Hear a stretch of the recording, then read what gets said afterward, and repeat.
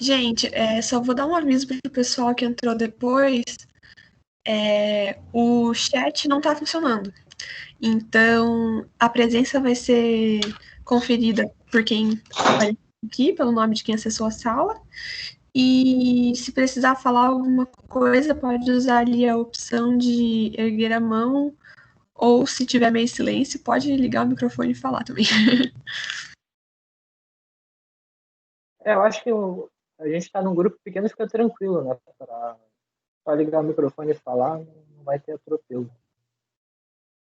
Bom, pessoal, eu me chamo Mike, eu sou mestrando aqui na Universidade Federal do Paraná, né? E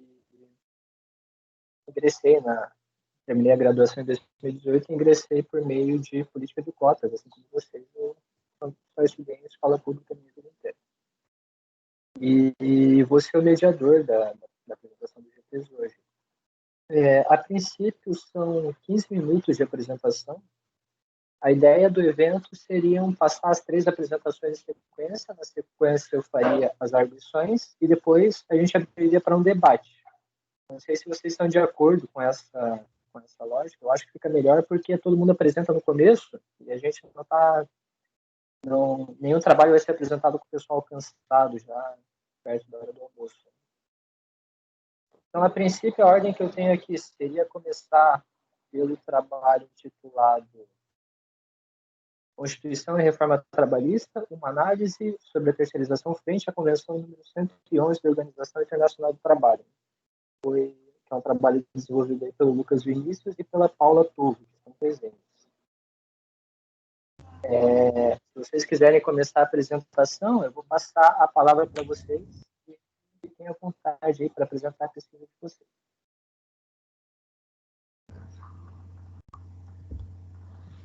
Vocês conseguem me ouvir? Tá todo mundo me ouvindo? Tá ótimo. Ótimo. Beleza. Bom, então eu vou iniciar aqui. Primeiramente, bom dia, né, a todos. Eu me chamo Lucas e junto com a minha amiga Paula a gente vai expor a pesquisa que nós submetemos a esse evento. Nós dois somos graduandos do curso de Direito da Universidade Estadual de Londrina e estamos no 3º ano da graduação. Bom, o objetivo desse resumo nosso foi investigar se a terceirização, nos moldes estabelecidos pela Lei número 13.467 de 2017, é admitida quando analisada a partir da perspectiva da Convenção 111 da OIT, que é a Convenção sobre a Discriminação em Matéria de Emprego e Profissão, que aqui no Brasil equipara essa norma constitucional.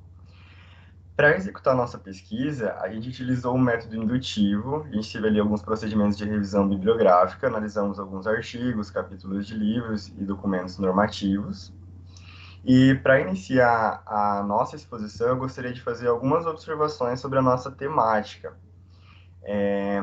A não regulamentação da terceirização ali no início da CLT fez com que ela fosse tratada pelo ordenamento jurídico brasileiro de forma fragmentada.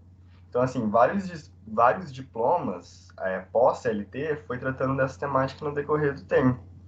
O último a fazer isso foi a Lei número 13.467 de 2017, que é chamada de reforma trabalhista, que deu à terceirização ali novos contornos.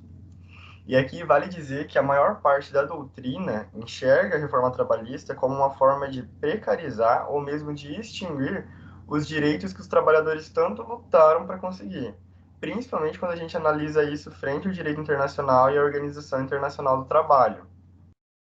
É nessa perspectiva que o nosso trabalho caminha e que a Paula vai expor a partir de agora, aí para vocês. Paula? Ai, não estava conseguindo ligar o microfone aqui, desculpa. Vamos lá, então. Como o Lucas já me apresentou, né, sou a Paula, a gente estuda junto, a gente submeteu esse trabalho junto, e para dar continuidade ao que ele falou, é importante a gente destacar que existem 2 categorias de terceirização, né? A outsourcing, me desculpem se eu falar errado esse termo em inglês, e a offshoring. Nessa primeira, né, a atividade delegada a outra empresa ocorre no próprio ambiente ou próximo à tomadora de serviço, enquanto a terceirização nos moldes da offshoring se realiza em outro país. Qual que é o problema disso, né? No que isso implica? Isso permite com que obreiros vinculados a uma mesma tomadora de serviço tenham tratamentos diferentes quanto a seus direitos e garantias. Então, esse fruto da globalização, né, que tem a ânsia de reduzir os custos proporcionados pelo capitalismo, acaba prejudicando trabalhadores de determinadas regiões e acaba entrando em colisão com o que é disposto no artigo 1º-B da Convenção 111 da OIT, que, como o Lucas já comentou, né, compreende a discriminação, mas não apenas contra a raça, cor, sexo, posições políticas, mas como toda a diferenciação que invalide a igualdade de oportunidades do trabalhador. Além disso, a gente tem que se aprofundar um pouquinho no que o Lucas falou, que a Convenção 111 ela é constitucional.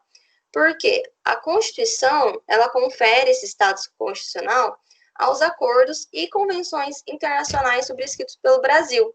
Entre elas, né, temos a OIT, que é uma organização que desempenha, assim, um papel fundamental no que concerne a proteção de direitos referentes ao trabalho humano, e visa, né, a uniformização dos direitos fundamentais a nível mundial. A Convenção 111, por sua vez, ela tem um objetivo, então, de promover a igualdade de condições para o exercício das capacidades dos trabalhadores. Por isso que ela entra em colisão com aquilo que eu falei. E aí, a reforma trouxe com que o empregado terceirizado, o empregado da própria empresa, possam ter o mesmo salário se convencionado.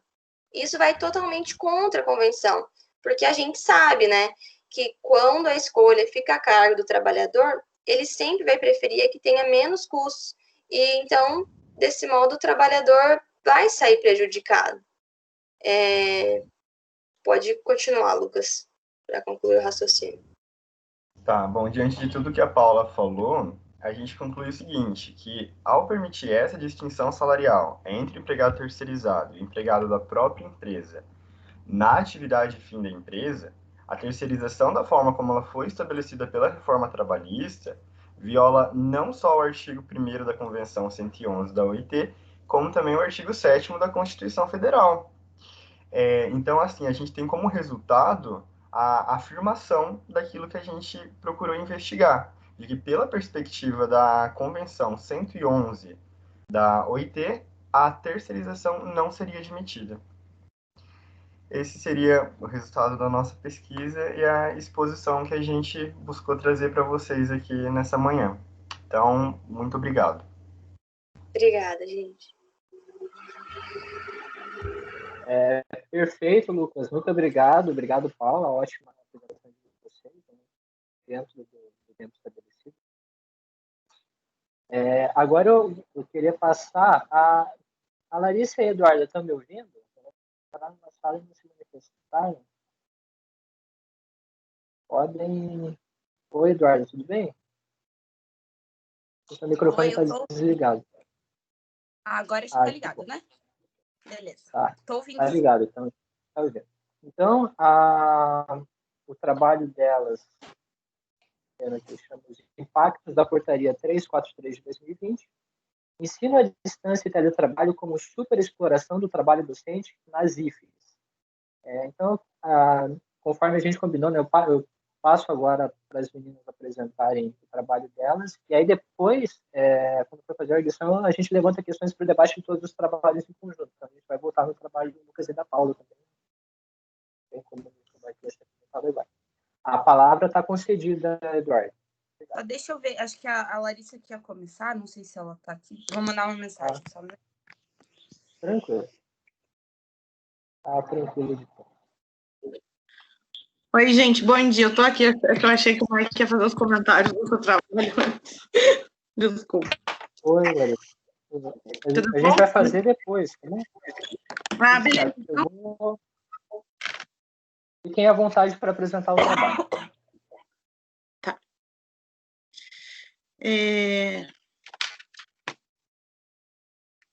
Bom dia, pessoal. Meu nome é Larissa. Eu sou estudante aqui, do curso de Direito da UFPR, estou no 5º ano, me formando, graças a Deus. E fiz o trabalho aqui em parceria com a Eduarda Marcolan, que também é estudante da graduação.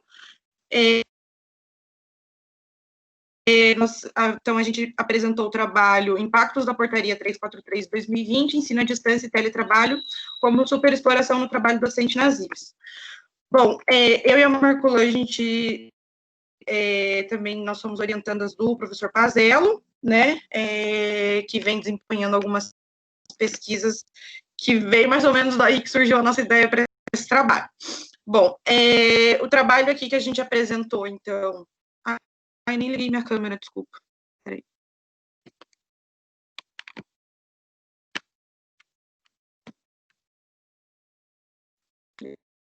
Eita. Acho que a câmera não quer ligar, gente, então eu vou continuar. Bom, então o trabalho pretende investigar os impactos dessa portaria 343 de 2020.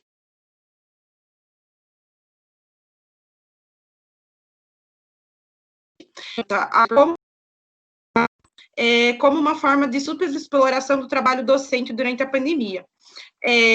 Bom, então, diante da pandemia, né, do coronavírus e das orientações da Organização Mundial da Saúde, no Brasil, a gente teve, primeiramente, a lei do estado de calamidade pública, através da lei 13.979 de 2020, e as medidas provisórias, né, a medida provisória 927, 936, 945, que vão abordar algumas questões, sobretudo na questão trabalhista, durante esse estado de calamidade pública. Então,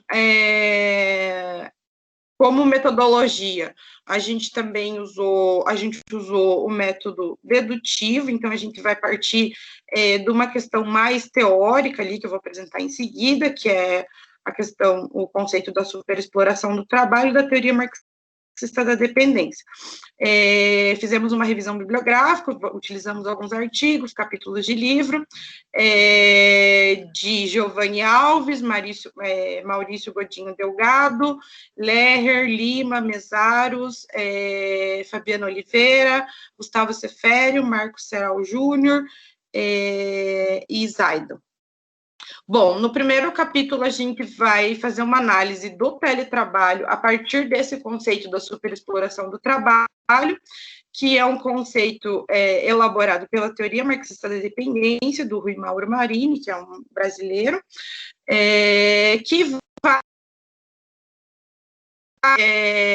junto com outros professores, Vânia Bambirra, Teotônio dos Santos, elaborar uma tese de que a América Latina se encontra, a América Latina tem um capitalismo, né, sui generis, localizado na divisão internacional do trabalho, e essa superexploração do trabalho se dá a alguns elementos, mas, sobretudo, porque aqui a mão de obra, sobretudo na América Latina, né, observada por esses autores, ela se trata de um trabalho que tem longas jornadas de trabalho e por uma baixa remuneração do trabalho. Se você for comparar, por exemplo, o mesmo trabalho desempenhado aqui no Brasil, será um trabalho que, num país de capitalismo central, como na Europa ou nos Estados Unidos, vai receber um valor muito maior do que aqui no Brasil. Bom, o teletrabalho a maioria das pesquisas apontam que o início do teletrabalho vem com o advento da tecnologia, da internet, etc., na década de 70. A gente utilizou uma outra autora, Denise Fincato, que vai fazer, ela defende, enfim, fez pesquisas remontando o início do teletrabalho, na verdade, muito anteriormente ao desenvolvimento da tecnologia. Ela coloca, na verdade, que o início do teletrabalho tem como ponto de partida a descoberta do telégrafo na França em meados do século XVIII. O trabalho no Brasil, então, ele é instituído a partir da alteração do artigo 6º da CLT, na Lei de 12.511. E essa primeira regulamentação trouxe como possibilidade o reconhecimento da existência da subordinação jurídica, um dos elementos da relação empregatícia. Depois, posteriormente, a gente teve também um capítulo dedicado a isso na reforma trabalhista, na Lei 13.467 de 2020, que é o que se trata do capítulo 2A do teletrabalho, que traz algumas outras questões, é uma lei que amplia, querendo ou não, ainda eram um pouco imprecisas, só através da ação do artigo 6º da CLT.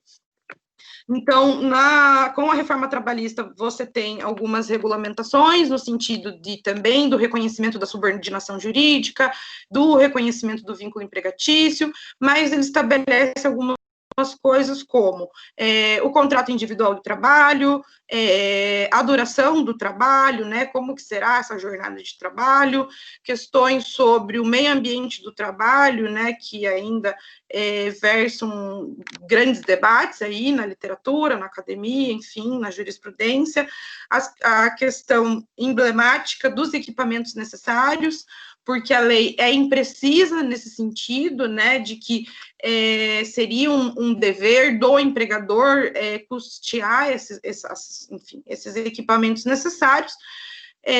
No entanto, aqui a gente vai defender a posição do professor Delgado, que faz uma análise à luz do artigo 2º da CLT, de que sim, é dever, né, do empregador arcar com essas custas de equipamentos necessários, sejam de internet, computador, luz, água, etc.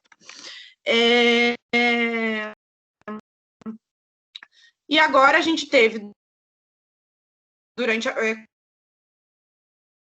com a legislação emergencial trabalhista, o teletrabalho, a ampliação do teletrabalho durante a pandemia, que trouxe, então, né, a gente reflexão desse trabalho aqui inicialmente. Agora eu vou passar para a Duda.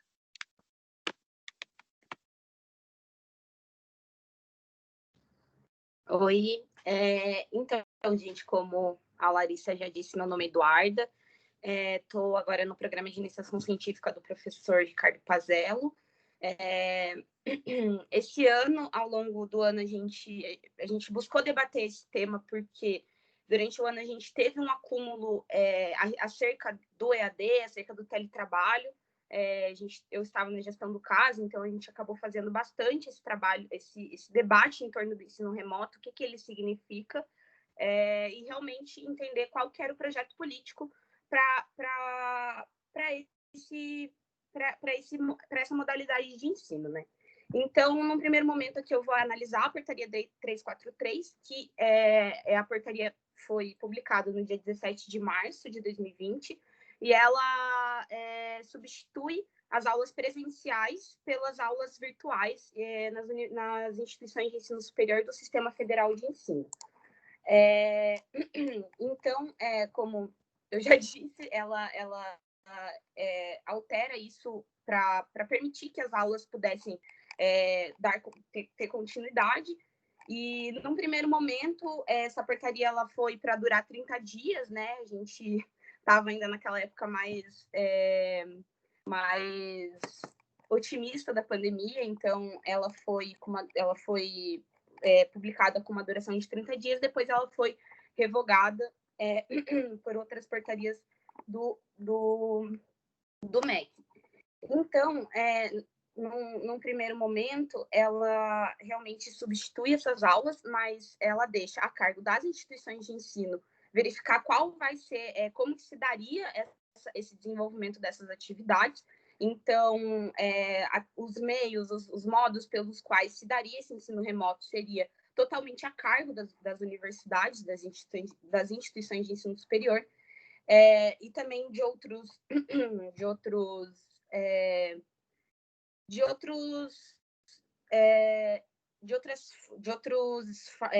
tipo de ensino básico, né? Enfim.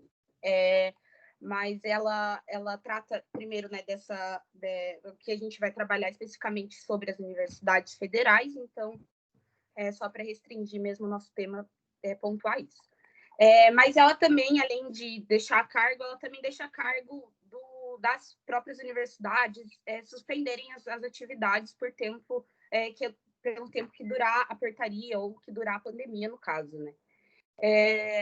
No começo, a gente teve uma grande resistência das instituições em adotar isso, acho que tanto pela questão do próprio ensino, quanto pela questão de como se daria a metodologia de desenvolvimento dessas atividades, mas hoje, atualmente, todas as 69 universidades federais, elas estão funcionando em regime remoto e, enfim, a gente entende que isso vai impactar de alguma forma o ensino público, né?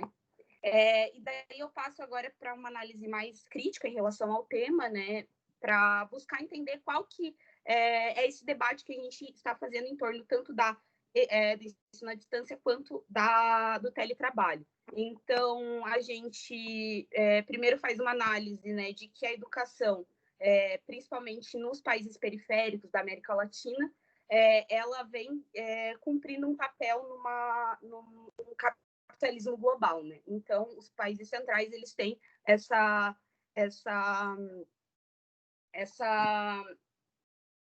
interferência na nossa educação como uma forma de realmente fazer com que esses países mais periféricos estejam locados num local que faz parte da divisão internacional do trabalho, mas de realmente de serviços que coloquem, que deixem o nosso país, né, numa fase de sempre um passo atrás dos países centrais.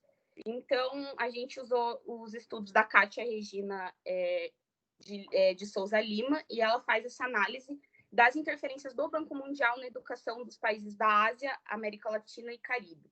Em vários documentos que são recomendados para esses países pelo Banco Mundial, o ensino à distância e essa virtualização do ensino, né, que consequentemente causaria também o teletrabalho, porque, enfim, você colocaria os docentes nessa condição também, além dos servidores e técnicos que trabalham nessas instituições. E ela analisa que são nesses vários documentos que o ensino à distância consta como uma medida, uma estratégia para a expansão da educação superior nesses países.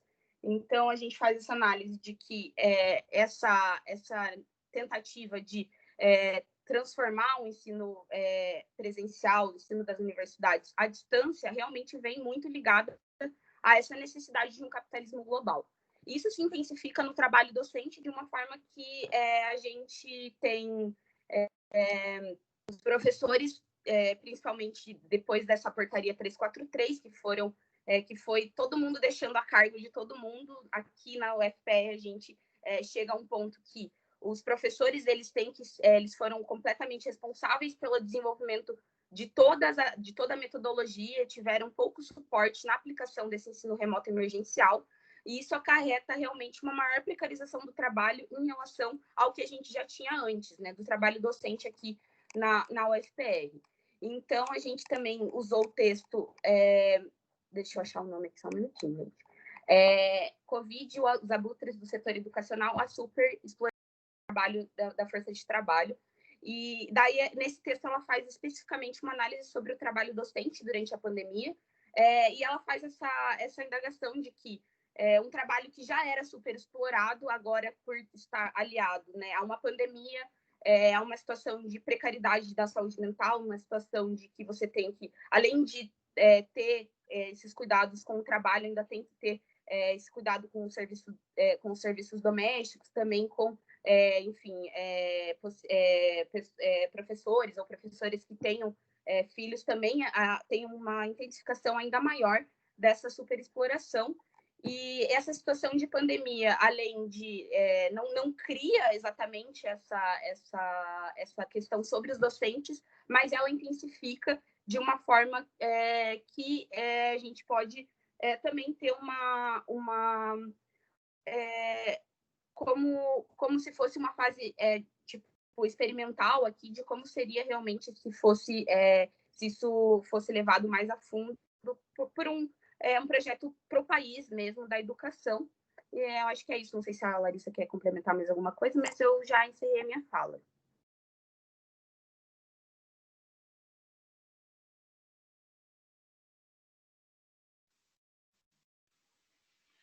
Acho que é isso, só vou complementar rapidinho que a gente usou como marco teórico, né, a teoria marxista da dependência, para defender o quanto ela ainda é atual, né? Essa teoria foi desenvolvida ali nos anos 60, 70, no Brasil e na América Latina, no período de ditaduras, inclusive, né? E o quanto ela ainda é super atual, porque a gente, na verdade, não se trata de um capitalismo tardio, né, ou subdesenvolvido. Na verdade, as condições históricas, as raízes constitutivas da formação do Brasil e da América Latina, que tem né, nessa divisão internacional do trabalho, essa situação de capitalismo dependente, que vai ter sempre uma mão de obra super explorada, com finalidade de transferência do capitalismo, né, enfim, para o capitalismo dos países centrais. Acho que é isso. Muito obrigada.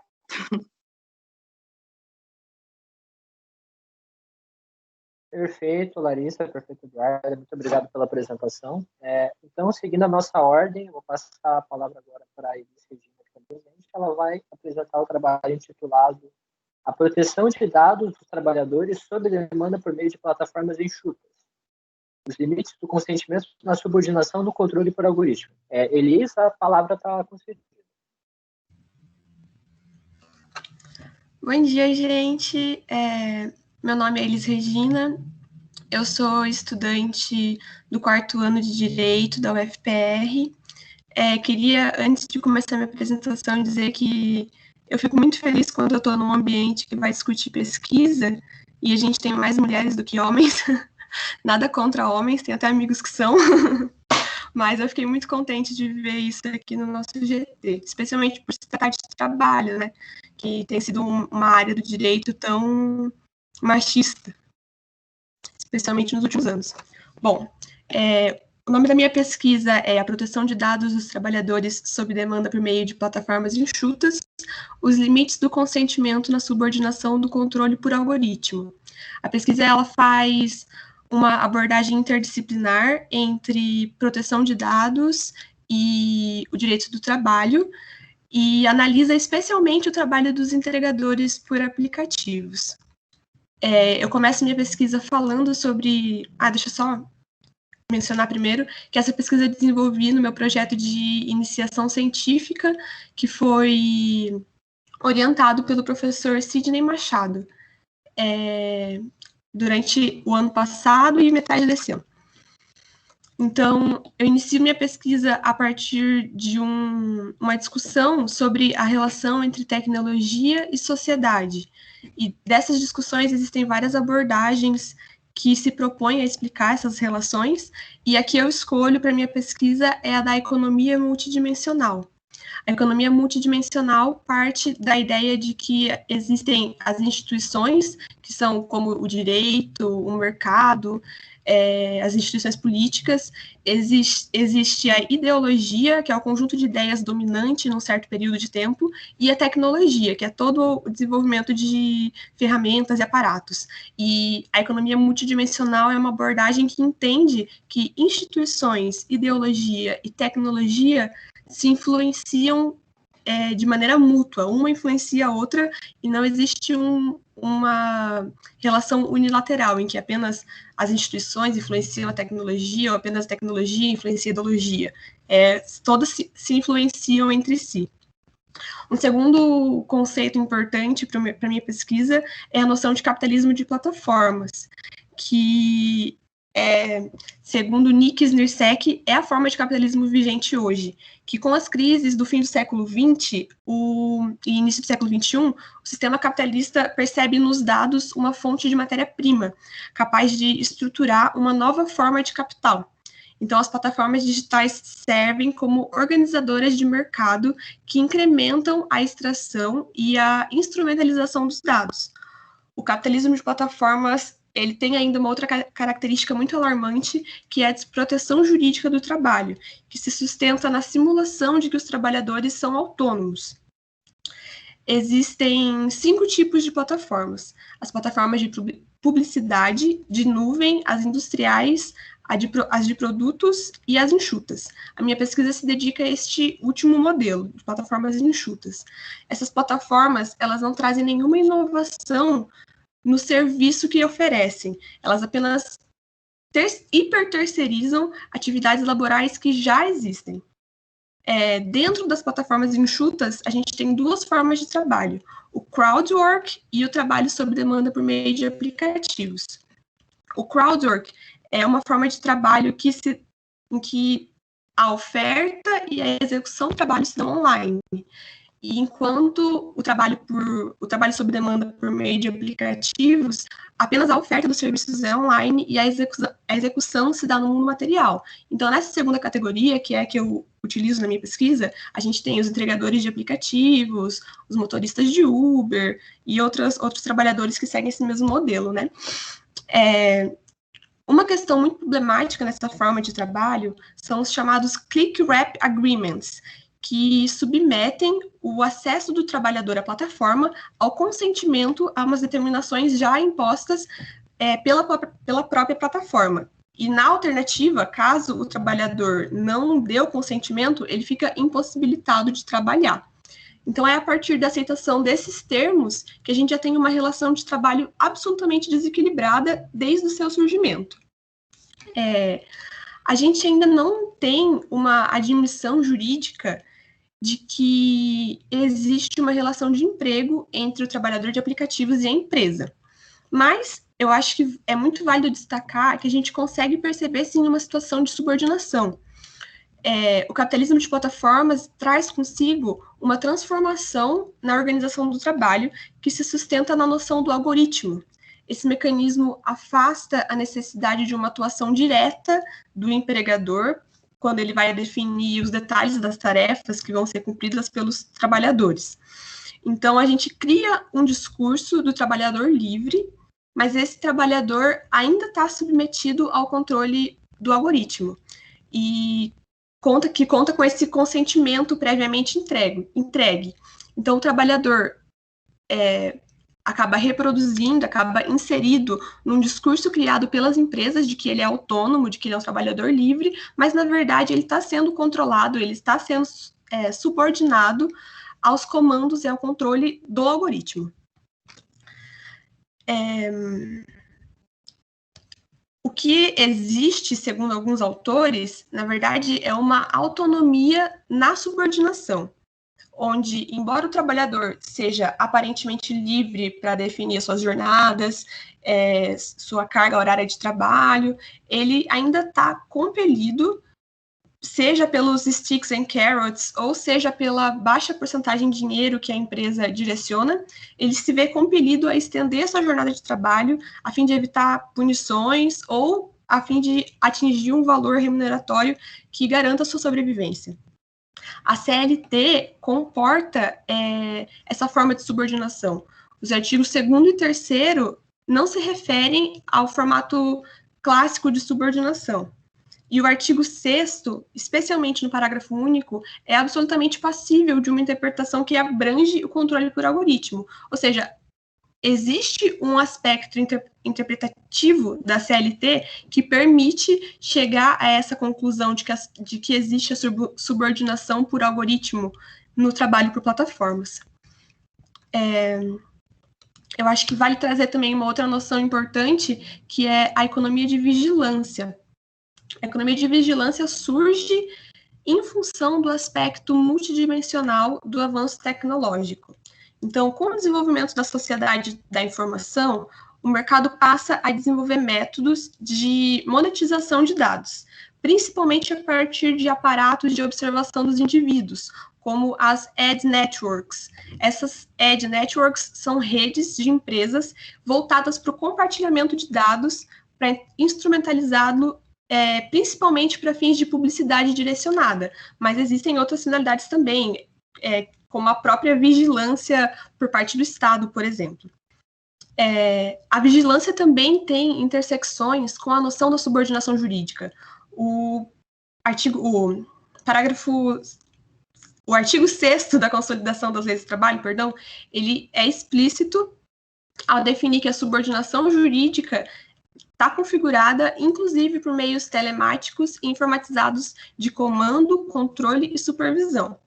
Então, se a subordinação se dá pelo controle por algoritmo, é consequente que a plataforma se utiliza da disponibilização dos dados pelo trabalhador para exercer sobre ele mesmo a sua vigilância, além de, claro, a possibilidade de instrumentalizar esses dados para propósitos publicitários. Nesse ponto, eu acho que é importante esclarecer que, na seara da proteção de dados, consentimento e autodeterminação informacional não são sinônimos, especialmente se a gente considerar as limitações cognitivas do ser humano. A autodeterminação informacional diz respeito ao sujeito, de fato, ter controle em relação ao tratamento de seus dados. Então, ele vai compreender todos os procedimentos pelos quais os seus dados vão passar e quais são os objetivos desses procedimentos, e também vai ter autonomia para poder interromper ou impedir qualquer um deles.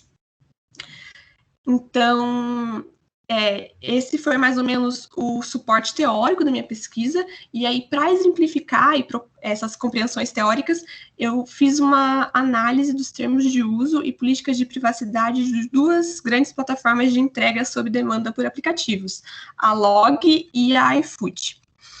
A Log é uma empresa que viabiliza a entrega de encomendas diversas. Eles começaram em 2013, 2014, com o transporte de documentos. Em 2016, eles passaram a atender também o e-commerce, especialmente a Amazon, e em 2017, eles expandiram a abrangência para entregas de alimentícios também. É curioso que, embora o nome da empresa seja Log Tecnologia Limitada, quando a gente abre o site de carreiras dessa empresa, a primeira mensagem que aparece bem grande na tela é: fazer entregas é o nosso negócio, e não fazer tecnologia é o nosso negócio. A iFood, por outro lado, é uma das pioneiras e mais bem estabelecidas plataformas de delivery de alimentos aqui no Brasil. Ela surge como uma startup em 2011 e hoje ela já é a líder da categoria aqui no país. Essa análise que eu fiz, eu tentei analisar pelos dois aspectos, tanto pela perspectiva da instrumentalização dos dados para execução do controle por algoritmo, como relativa à proteção de dados mesmo, à autodeterminação informacional dos trabalhadores. As duas marcas trouxeram questões bem problemáticas.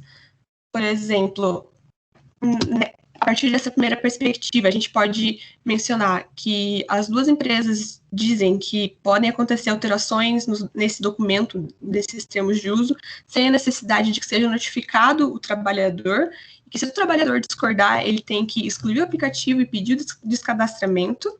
Então, ignora totalmente uma possível dependência do trabalhador em relação a essas entregas que ele faz.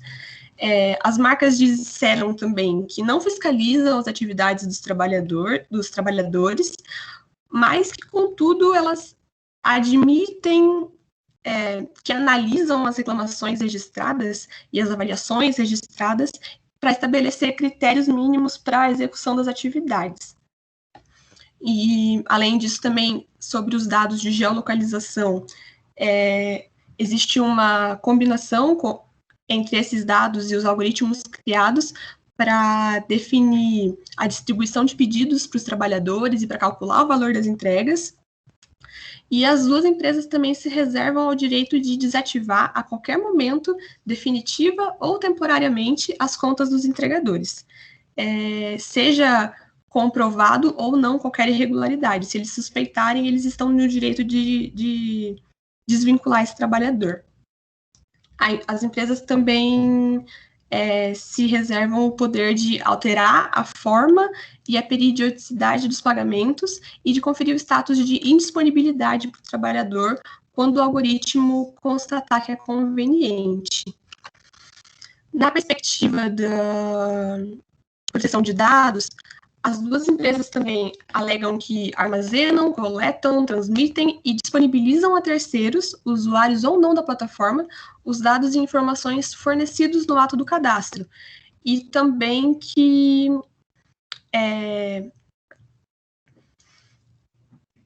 a Log e a iFood também não devem ser responsabilizadas caso haja alguma utilização indevida ou prejudicial desses dados por terceiros.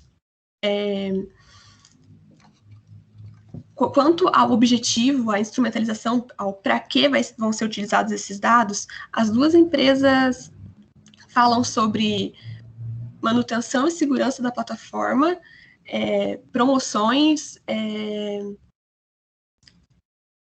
publicidade. As duas deixam muitas brechas abertas no sentido de transferir esses dados para terceiros que sejam parceiros da empresa, sem definir muito bem a forma ou o objetivo disso, ficando totalmente aberta a interpretação a respeito da instrumentalização para fins de publicidade. E as duas também falam que não é necessário que a existência desses termos de compromisso, desses termos de uso, torna desnecessária a notificação ao trabalhador em relação à forma como esses dados vão ser utilizados e para quem eles vão ser passados. Então, a gente, em síntese, consegue perceber uma falta de compromisso dessas plataformas com a garantia da autodeterminação informacional dos trabalhadores sob demanda por meio de aplicativos. Os dados pessoais têm sido tratados sem o esclarecimento das finalidades para as quais eles foram coletados e sejam no sentido do exercício do controle por algoritmo ou do compartilhamento com terceiros para inserção no mercado de propaganda e publicidade. As duas empresas se demonstraram insuficientes no que diz respeito à descrição do tratamento e, especialmente, deixaram essas brechas que eu mencionei. Além disso, a gente pode perceber que as duas plataformas usam as avaliações associadas aos dados dos trabalhadores para alimentar os algoritmos que definem diversos aspectos da forma como o trabalho vai ser prestado, da forma como o trabalho vai ser organizado. Eu acho que é interessante citar um ponto específico dos termos de uso da iFood, em que ela fala assim, que para o entregador conseguir realizar o seu cadastro, ele vai precisar fornecer, entre outros itens, dados pessoais. E aí, entre parênteses, eles colocam nome, CPF, e-mail e telefone celular. Eu acho que esse trecho ele constrói uma ilusão de que apenas esses dados de identificação e de contato seriam dados pessoais. Isso reduz e subverte o significado desse conceito.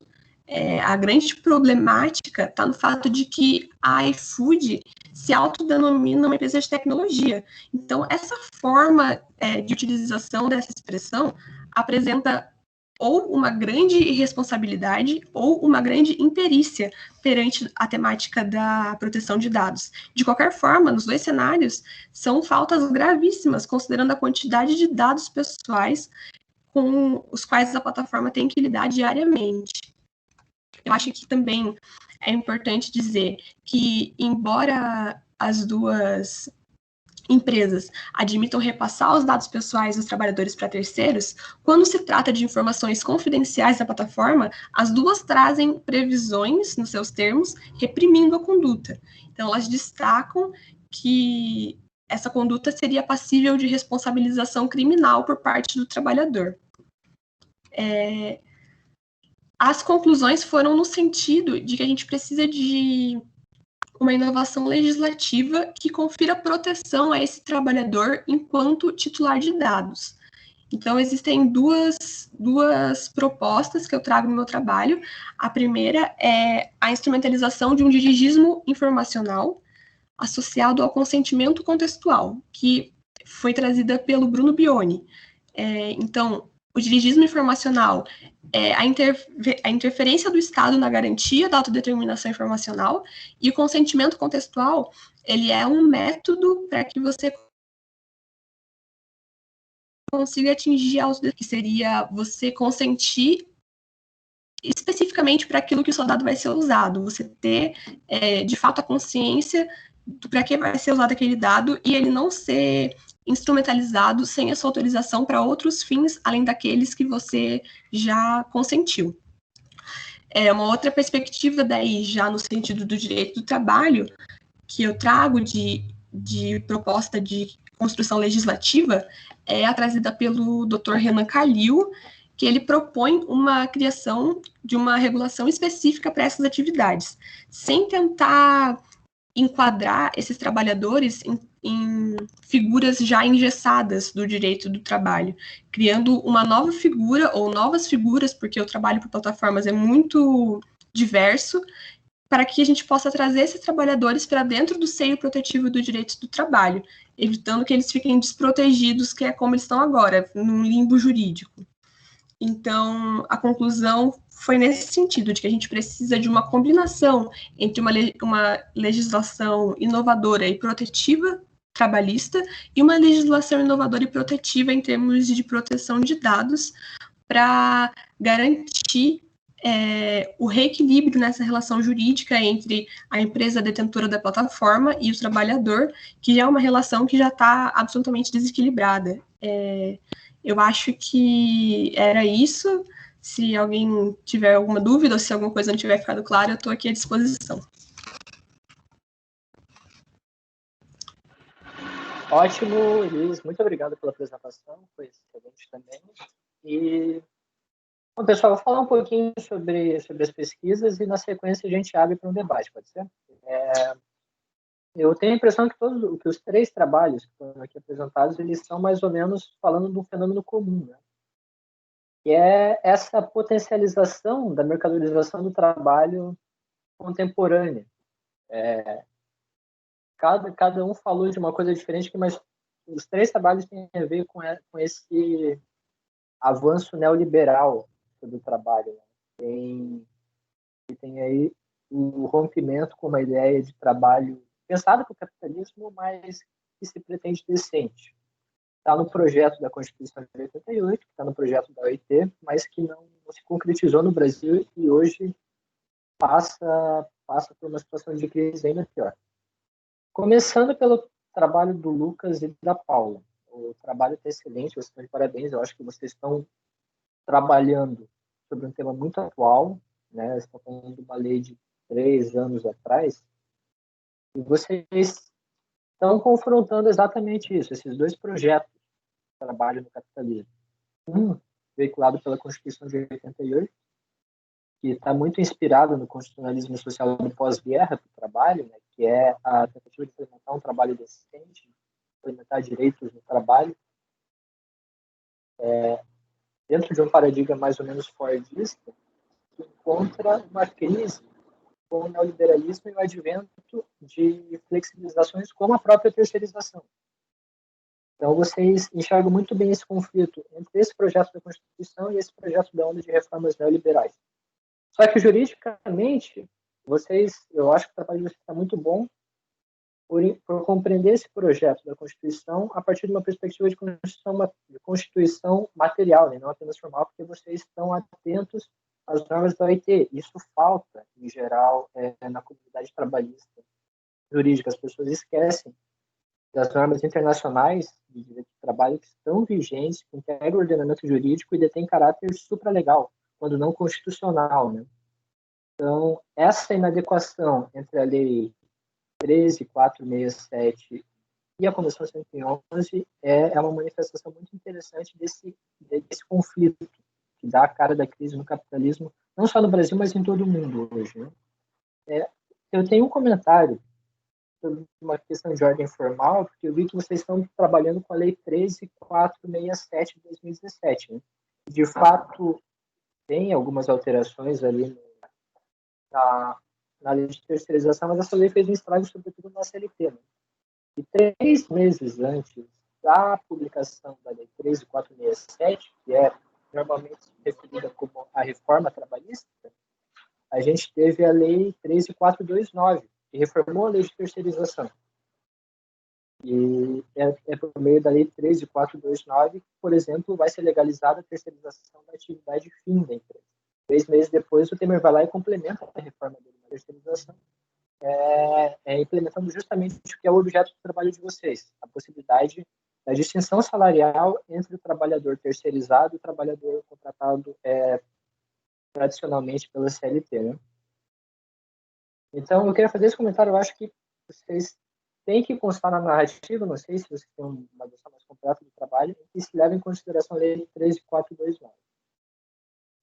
Tem um texto muito interessante que aborda essa crise, esse embate de projetos de trabalho decente, de trabalho no neoliberalismo, e se chama O Espírito de Filadélfia, do Alain Supiot, que pode fornecer um subsídio teórico para o trabalho de vocês. No mais, eu acho que eu só tenho a elogiar. E tem outro aspecto que eu gostaria de chamar a atenção. De novo, falando desse embate, projeto da Constituição, projeto das reformas pós-2017, a questão que eu queria levantar para o debate, juridicamente, do ponto de vista jurídico, do ponto de vista processual, do ponto de vista constitucional, a instituição responsável por administrar essa tensão entre o projeto constitucional do trabalho e um projeto neoliberal do trabalho é o Poder Judiciário, que vai articular esses conflitos, essas contradições, através do controle de constitucionalidade. A pergunta que eu deixo é como isso tem se dado. Né? Eu não sei se vocês chegaram a ver alguma coisa sobre os julgamentos do STF a respeito da questão. Eu vi que na bibliografia de vocês tem um texto sobre a ABC. Fugiu o número agora, estou procurando aqui. Não estou achando. Mas, enfim, o STF já julgou a questão da reforma da lei de terceirização.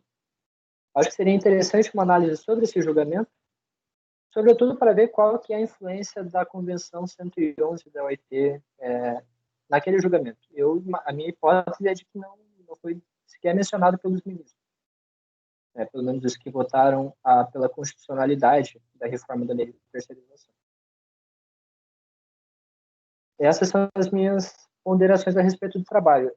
Não sei se vocês querem fazer alguma consideração.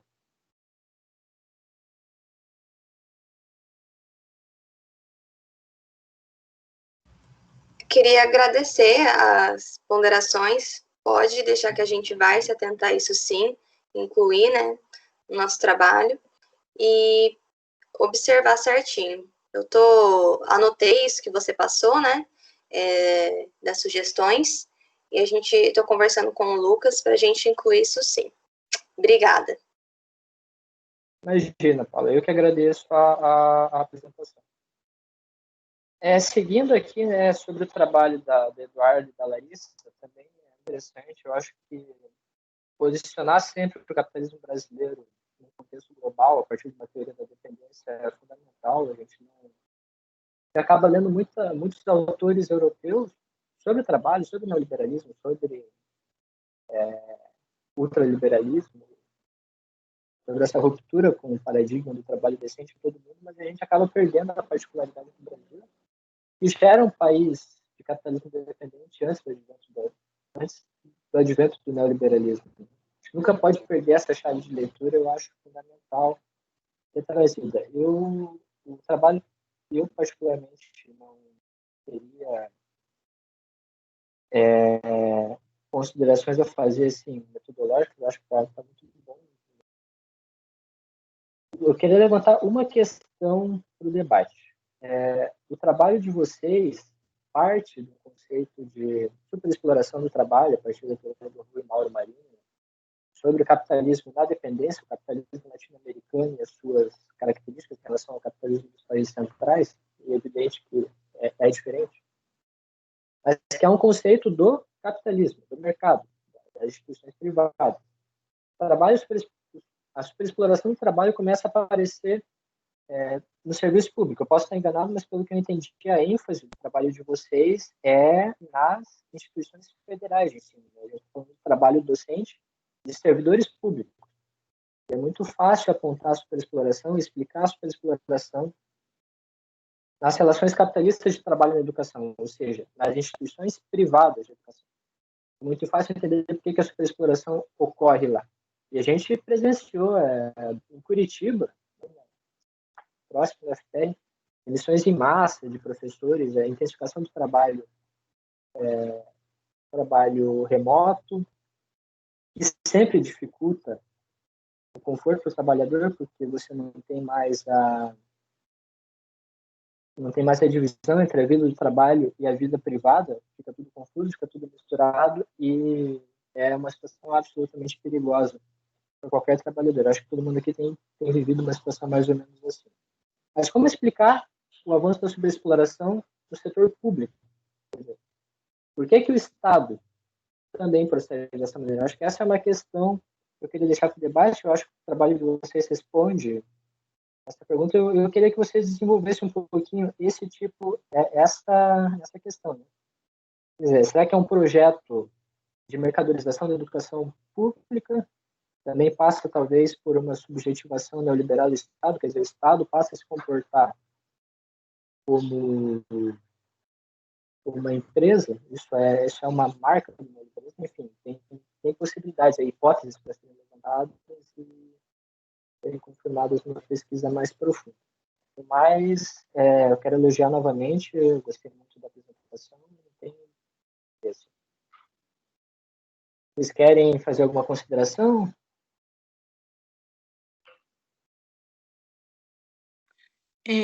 Posso falar. Mike, primeiro eu queria agradecer também a Elisa, que está na organização do evento, né? É uma iniciativa muito importante de dar espaço para as pessoas que entraram por ações afirmativas na universidade, né? De apresentar suas pesquisas. A gente sabe o quanto a universidade, o próprio meio acadêmico é bem elitizado, né? Então eu acho que essa iniciativa aqui é muito, muito importante. No sentido da gente abrir outras oportunidades, né, para outras pessoas também acessarem esses espaços, e eu estou bem feliz aqui com as apresentações também, porque no direito do trabalho não é todo mundo que defende o trabalhador e que tem pesquisas críticas, pelo contrário, acho que nós que temos essa posição somos minoria. Então eu acho muito, muito legal, achei muito legal que aqui a gente tenha perspectivas bem críticas e a partir no sentido de uma proteção do trabalhador, né, que como está lá na Constituição, na CLT, enfim, claro que a gente teve abundância da reforma trabalhista, mas pelo que orienta a OIT no sentido do trabalho decente. Sobre a questão do serviço público em si, acho que a gente talvez não tratou muito bem na apresentação, né, ficou um déficit, digamos assim, mas a gente também vai aperfeiçoando e participando das coisas, né, e melhorando. Gostei muito dos seus apontamentos. Sobre isso, o que a gente entende? Que esse avanço do neoliberalismo, né, sobretudo a partir ali no final da década de 70, a gente usa o Mesaros, né, para explicar um pouco isso, que a gente não está passando por uma crise cíclica do capital, mas uma crise estrutural do capitalismo. Então, a gente entende isso como um projeto mesmo do capitalismo, para esse capitalismo desse período histórico, no sentido de, né, orientado pelas políticas do Banco Mundial, pelo consenso de Washington lá da década de 90, sobretudo para os países do terceiro mundo, né, enfim, do capitalismo dependente, um projeto político no sentido de diminuição do Estado, de enxugamento das políticas públicas, de um avanço do setor privado, né? Então, a gente vem passando por uma série de reformas no Brasil, a reforma trabalhista, a reforma do ensino médio, a PEC 95, que é a única legislação no mundo que congela investimentos em educação, saúde, enfim, por 20 anos, a reforma da Previdência, que agora foi recentemente aprovada pelo Bolsonaro, você tem uma proposta de reforma tributária, reforma administrativa. Então, assim, claro que existem diferenças, né, entre a exploração do trabalho que se dão, né, através das relações privadas e no setor público, mas a gente compreende que essa característica do Brasil expressa muito, as coisas que vêm acontecendo no Brasil expressam claramente esse projeto de dominação mundial, né, de avanço do neoliberalismo e dessas reformas dessas contra-reformas, na verdade, porque, claro que a gente precisa de atualizações no mundo jurídico, que dê conta das realidades colocadas, mas não numa forma que a gente tem entendido as reformas que vem num sentido de liquidar direitos, né? Então, é mais ou menos isso que a gente teve de compreensão, assim.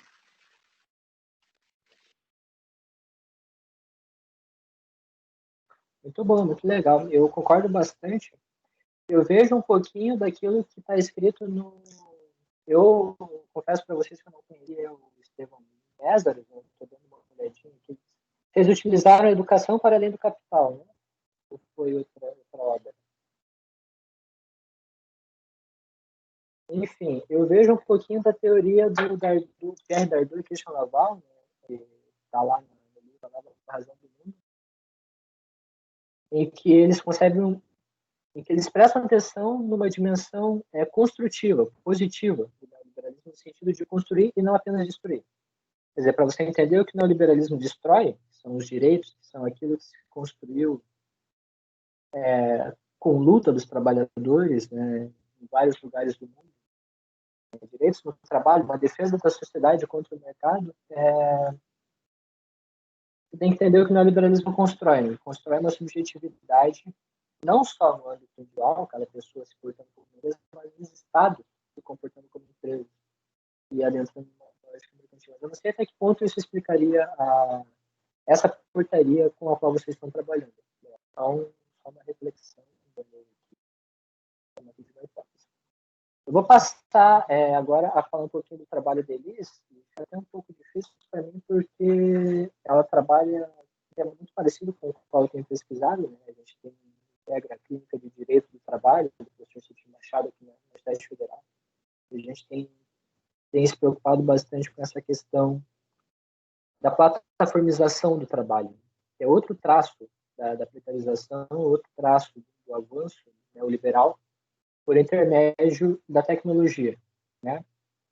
E bom, a pesquisa eu acho que é um trabalho muito legal, porque você está articulando pesquisa teórica com autores muito bons. O livro Capitalismo de Plataformas explica de uma maneira bastante interessante como o capitalismo tem se articulado com o desenvolvimento da tecnologia e, sobretudo, com a tecnologia de informação.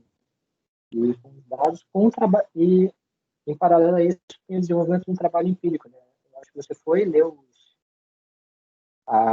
termos de uso das plataformas para identificar ali a superexploração, não só no trabalho, mas também no uso de dados. Você está falando de um problema que nasce lá a gente tem aqui a grande transformação do Capulani na sua bibliografia, né? E tem como traço da sua teoria a mercadorização do trabalho. Né? O capitalismo se desenvolve a partir da ficção do trabalho como mercadoria.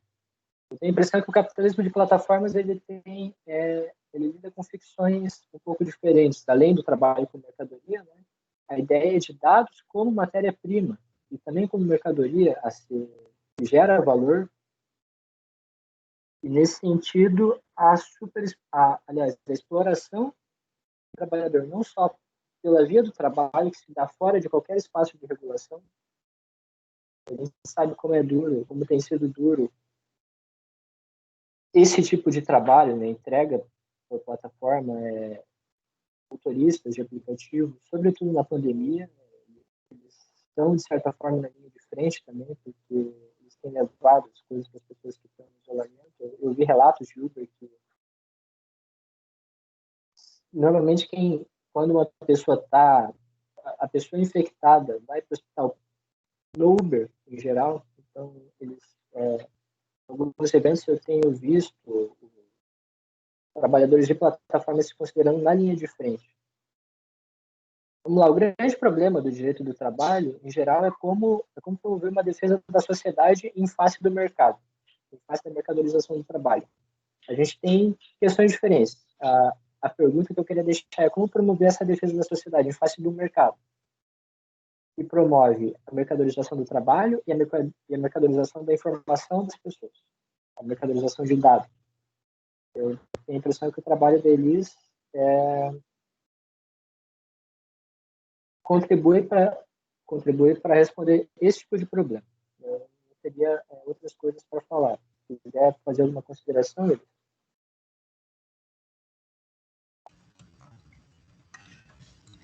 Não, acho que eu queria falar isso que você apontou da questão do trabalho como mercadoria, né? Em alguma das bibliografias que eu li, agora eu não vou me recordar em qual, tem essa discussão que a gente acaba partindo de um mito, né, de que o trabalho é uma mercadoria e se insere agora num mito de que o trabalhador é livre, que há essa virada de chave, essa mudança de paradigma do mito do capitalismo em relação ao trabalho. No mais, eu acho que é bem adequadas as suas colocações. Se eu puder já ir abrindo a nossa terceira fase aqui dos debates, eu queria fazer um comentário só, não é um questionamento, também não sei se é uma coisa que contribui muito, mas é um comentário que me veio à cabeça em relação ao trabalho da Larissa e da Eduarda sobre linkando um pouco com o que a gente ouviu ontem na mesa de abertura, que a professora Andréia falou sobre que tipo de educação a gente vai ter, né?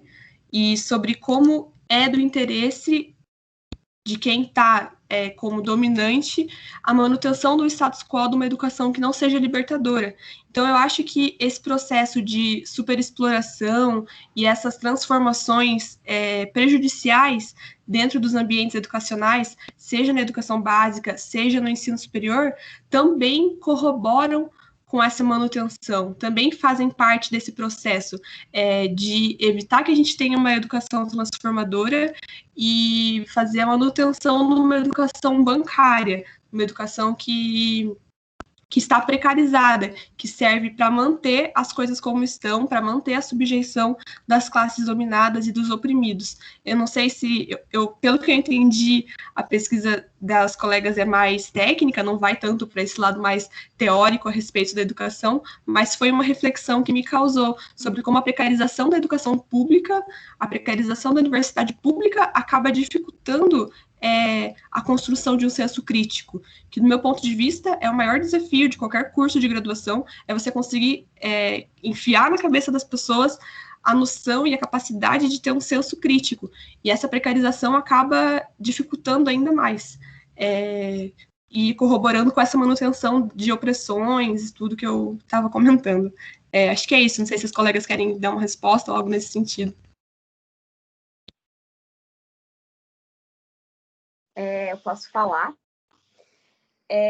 Mas eu acho que é exatamente isso, assim, né? Quando a gente debate essa questão do EAD, não é exatamente um debate contra as tecnologias, né? Ou contra a gente usar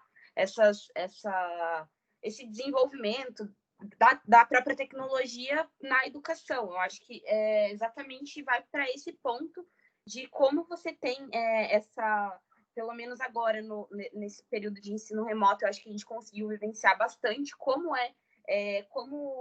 virtualmente essa relação, né, entre aluno e universidade, professor e universidade, ela fica completamente afastada. Então, parece que cria um abismo entre essas duas realidades e meio que eu acho que, na análise que eu faço, impede de que se desenvolva da mesma forma que presencialmente, né? Então, não é exatamente por causa das tecnologias, mas eu acho que é justamente esse afastamento entre os sujeitos que constroem a universidade. Então, pensar que boa parte do ensino crítico ele se dá realmente num contexto de contato com o professor fora de aula, ou contato nos nossos grupos de estudos, até reuniões que a gente faz dentro da universidade e que contribuem também para além de um conhecimento técnico, que eu acho também importante a gente ter isso dentro da universidade, mas esse diferencial das universidades públicas, que é o ensino crítico, né? Você conseguir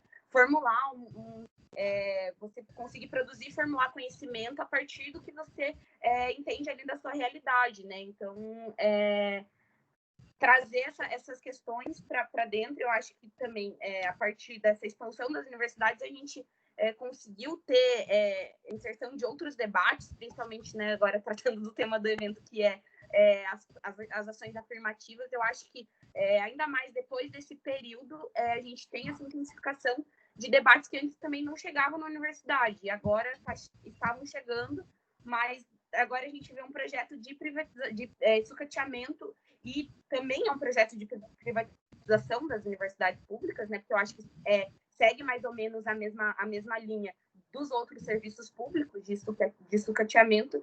E, além disso, eu acho que também tem essa dificuldade de... também tem a questão dos professores, que você tem essa possibilidade de fazer uma aula técnica, ela ser reproduzida 1000 vezes, e isso realmente perde aquele propósito inicial, realmente, de ter um conhecimento que ele principalmente na área do ensino, ali, né, do pilar do ensino, que seja construído coletivamente, num ambiente ali de troca mesmo, e não só algo mais verticalizado, que é o professor colocando realmente esses conhecimentos que ele tem ao longo, que ele adquiriu aí ao longo das suas experiências acadêmicas. Mas eu acho que é uma leitura bem interessante, eu acho que compartilho bastante do que você apresentou.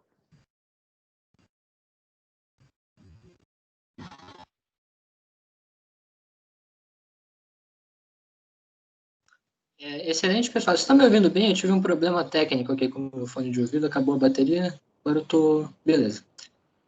Alguém tem mais alguma questão? A gente tem um tempinho aí para debater, falar sobre o trabalho do colega.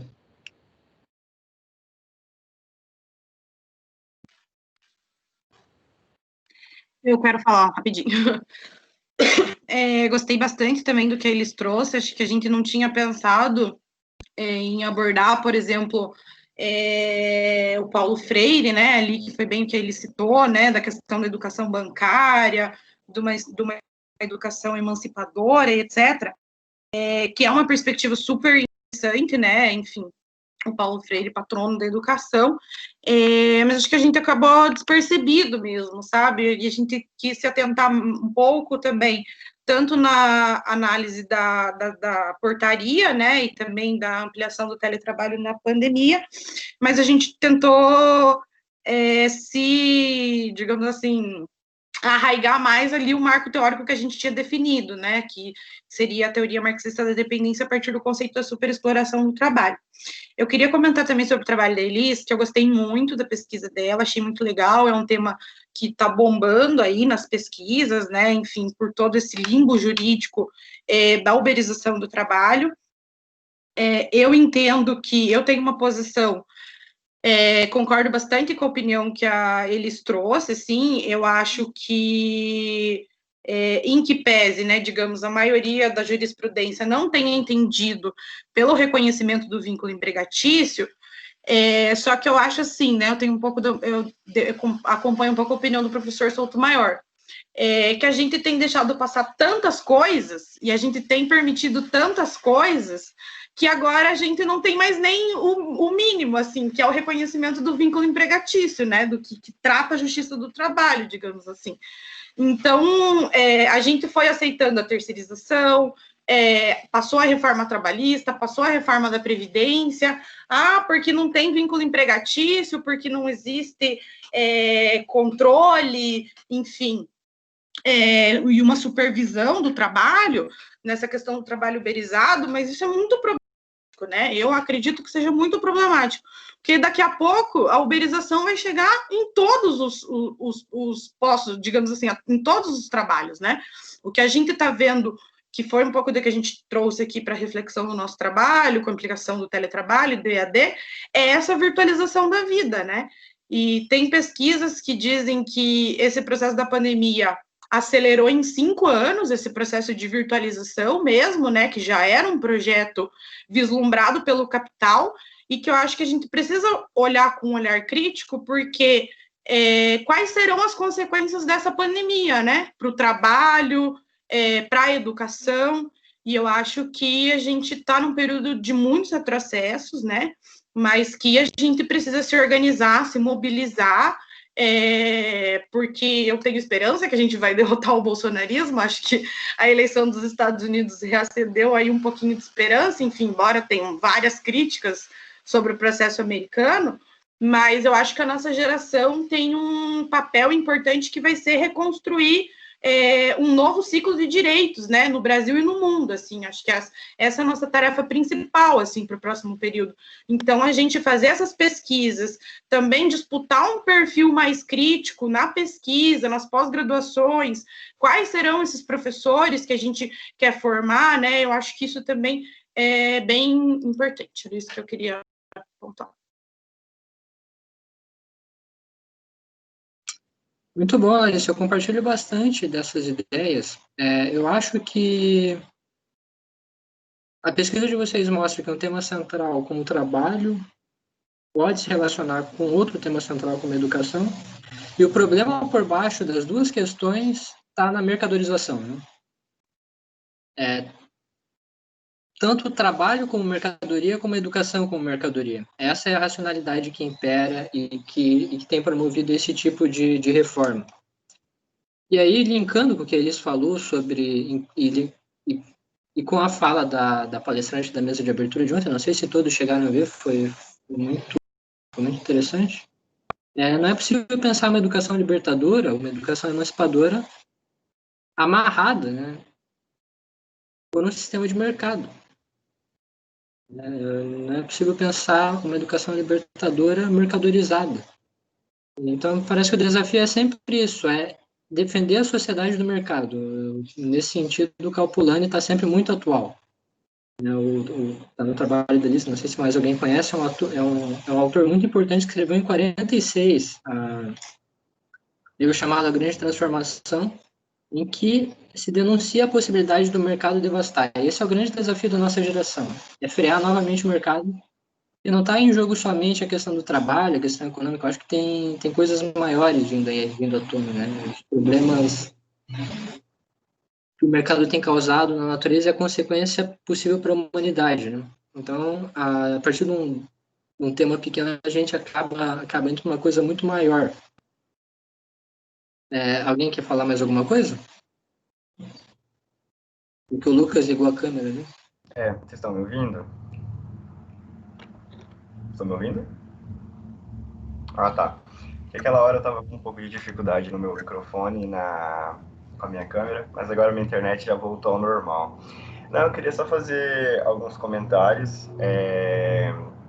Primeiro, parabenizar as meninas, eu achei extremamente relevante o tema que elas abordaram e tudo mais. E quanto às considerações que você tinha feito em relação ao nosso trabalho, também gostaria muito de agradecê-las. Achamos extremamente relevantes e vamos considerá-las todas. Em relação a essa questão do trabalho como mercadoria, né, e tudo mais, você chegou até a sugerir um texto que é o Espírito da Filadélfia. Num dos artigos que a gente abordou ali, né, que a gente trabalhou, o autor dedicou uma parte para falar sobre a Declaração da Filadélfia de 1944, alguns objetivos e a importância deles, né, todos. E nisso eles ressaltaram bastante a questão de que a Declaração da Filadélfia veio mesmo para se opor a essa questão do trabalho como mercadoria. Ela veio mesmo para dizer que não, o trabalho não é mercadoria e que o trabalhador não pode ser usado apenas como um mecanismo para atingir um fim.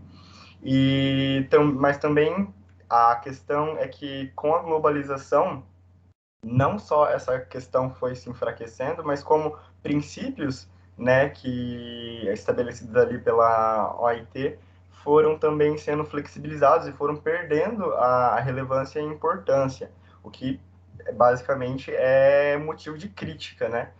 Então, a gente vai explorar mais ainda essa questão, principalmente nos julgamentos aí da ADPF, né, e tudo mais, que você também ressaltou, quando a gente for entregar o nosso trabalho final, e dizer que, nesse primeiro momento, a gente tinha feito um recorte limitado, mais para tentar se enquadrar ali no resumo que a gente tinha que apresentar, né? Porque como eram 600 palavras e tudo mais, a gente teve que restringir o máximo que a gente pôde para caber ali na proposta. Então, a gente acabou não aprofundando nessas questões, mas com certeza nós vamos considerá-las na execução do trabalho. Então, fica aqui mais uma vez o meu muito obrigado.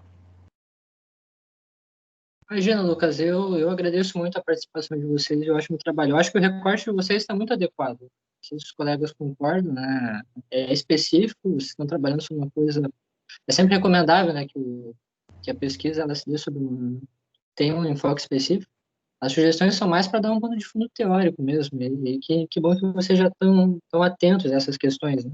Porque a questão que fica para se pensar, para se refletir sobre a grande estratégia política, né, da nossa geração, do movimento que se opõe a essa lógica, é se a gente tem que se apegar ao espírito de Filadélfia, ao projeto da OIT, ou se a gente tem que pensar algo novo, né? Porque, de certa forma, o fracasso do projeto da OIT, o fracasso do capitalismo, tem autores que falam em capitalismo organizado, né, que alguns países do norte, durante alguns anos, no pós-guerra, conseguiram ter um capitalismo mais ou menos equilibrado, em que havia, de fato, distribuição de renda, havia direitos no trabalho. Só que isso chegou ao fim por uma crise do próprio capitalismo. O capitalismo se reestruturou a partir dos anos 80, né? A Larissa falou disso muito bem também, a partir de uma lógica diferente, que tem, na terceirização, uma das suas características, né? No trabalho por rede, no trabalho pseudo-autônomo, vamos dizer assim, né? Então, essa é uma coisa que eu tenho refletido muito sobre, né? A gente tem que lutar pelo retorno ao que existia, que no Brasil sequer existiu, né? Isso é um traço importante também, e que a gente compreende pela ideia de capitalismo dependente que está no trabalho da colega. A gente tem que lutar por esse paradigma e a gente tem que pensar uma coisa completamente nova, né? E é uma reflexão que se relaciona também com o trabalho deles, porque a gente não sabe se a gente tem que brigar pelo vínculo de emprego e enquadrar o trabalho de plataformas dentro desse modelo da CLT, dentro desse modelo do emprego, né?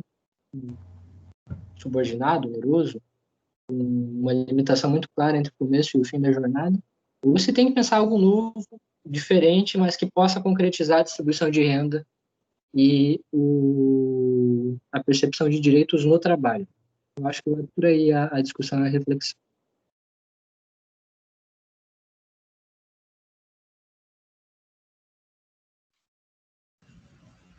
Eu queria só rapidinho. Pode falar. Não, pode falar. Eu só ia citar que o trabalho do Lucas e da... Ai, não sei o nome dela, da UEL, sobre terceirização, né? Teve ela era minha veterana da faculdade, Larissa Menini Alfaro, ela defendeu uma dissertação sobre a terceirização do trabalho no Brasil. Eu não vou conseguir mandar o link porque o chat não está aberto.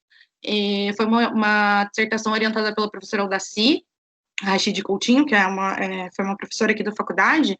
Eu acho que é um trabalho bem legal, assim, se vocês quiserem dar uma olhada, porventura. Como que é o nome? Para anotar aqui certinho, para pesquisar depois?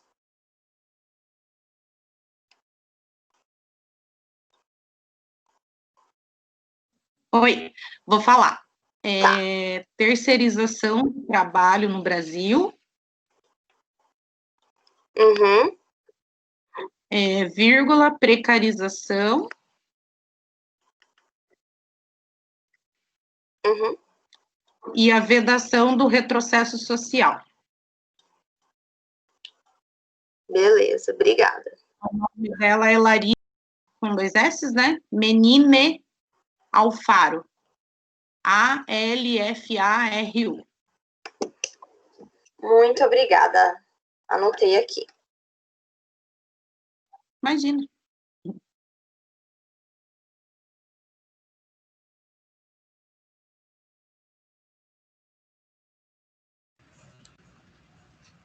Não sei se mais alguém quer falar antes de mim. Tá, vou falar então. Eu só ia falar sobre... O Michael acabou falando um pouco do que eu ia falar a respeito do trabalho da Larissa e da Eduarda, que é a questão que ele colocou em relação ao trabalho dos outros colegas, que vocês fizeram um recorte, e que eu acho que ficou excelente, assim, o recorte que vocês escolheram, a maneira como vocês fizeram, mas eu acho que para fazer essa abordagem um pouco mais freiriana, digamos assim, poderia ser interessante fazer em uma outra pesquisa, e não inserir nessa mesma pesquisa, porque senão acho que fica aquela tentativa de abraçar o mundo, sabe? E acho que ia acabar ficando muito extenso, mas eu acho que vocês poderiam partir do que vocês já escreveram para, de repente, escrever um outro trabalho mais focado nessa parte um pouco mais teórica, sobre a educação mesmo. Eu acho que fica bem legal. E aquilo, né, sobre o texto do Dardot e Laval. Se a gente tem um governo que põe em prática o neoliberalismo, que aparelha o Estado em função da defesa dos interesses mercadológicos, é óbvio que a gente não vai ter uma educação libertadora, é óbvio que a gente não vai ter um investimento em educação, é óbvio que a gente vai ter uma precarização das condições de trabalho dos professores, porque se você está trabalhando de maneira precarizada, se você está trabalhando com uma sobrecarga, vai ficar muito mais difícil de você exercer com qualidade o seu trabalho, né? Então, acaba caindo naquilo de novo da manutenção do status quo. Outra coisa que eu estava pensando aqui, que vocês acabaram comentando antes também, sobre essa questão do vínculo empregatício no trabalho de plataformas. A pesquisa trazida pelo professor Renan Calil é justamente nesse sentido da criação de novos institutos, né? A ideia que ele traz é que não seria adequado enquadrar esse trabalho dentro dos moldes já trazidos pela CLT do vínculo empregatício. Então, ele propõe a criação de novos institutos. Eu não tenho a expertise aqui para explicar bem certinho a tese de doutorado dele, mas a ideia seriam 3 institutos diferentes perante as várias formas com qual esses trabalhadores desenvolvem essas atividades. Porque a gente tem aquelas pessoas que dependem totalmente, essa é a única renda, a gente tem aquelas pessoas que trabalham complementando a renda, e a gente tem aquelas pessoas que trabalham de maneira bem eventual nessa modalidade. A ideia dele é criar 3 institutos que contemplem essas 3 categorias e que garantam, claro, uma proteção e tenha mais garantias relativas ao que é próximo ao vínculo empregatício para quem é mais dependente e menos para quem é menos, porque daí vincula, né, de fato, menos. Eu acho que isso é uma abordagem interessante. E aí, uma outra coisa para se pensar em relação a isso é sobre em relação ao vínculo empregatício, é sobre o próprio posicionamento dos trabalhadores, porque agora, com a questão da pandemia, a gente teve também uma mobilização bem grande desses trabalhadores, a gente teve paralisações, breaks, atos, manifestações, um crescimento muito grande da discussão dessa temática nas redes sociais, e uma coisa que acabou acontecendo foi, na primeira paralisação deles, estava um movimento unificado. Na segunda paralisação, o movimento já estava rachado já, porque tinham pessoas que estavam ali defendendo que queriam ser seletistas, que queriam um vínculo empregatício, e tinham pessoas dizendo, acreditando naquele discurso do empreendedor de si mesmo, dizendo, não, eu sou meu próprio chefe, eu não quero ser CLT, eu quero manter como eu estou. Também teve outras disputas políticas internas, o que é muito comum em qualquer movimento democrático, mas eu acho que, para a discussão que a gente está tendo aqui, isso é uma coisa interessante para se pensar, porque dentro da própria categoria tem essa dificuldade, né, de unificar a pauta pelo reconhecimento do vínculo ou não. Imagina para a gente que está aqui tentando estudar o assunto, acaba ficando muito difícil também, para definir isso. Mas eu, particularmente, acho que a saída proposta pelo Renan Calil é muito pertinente, é o caminho que eu adotaria se eu tivesse poder para tanto. Acho que é isso.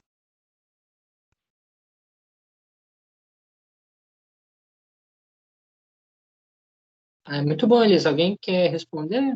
Fazer mais algum comentário? Não sei se a gente esgotou. Pode falar, Larissa. Posso falar rapidinho?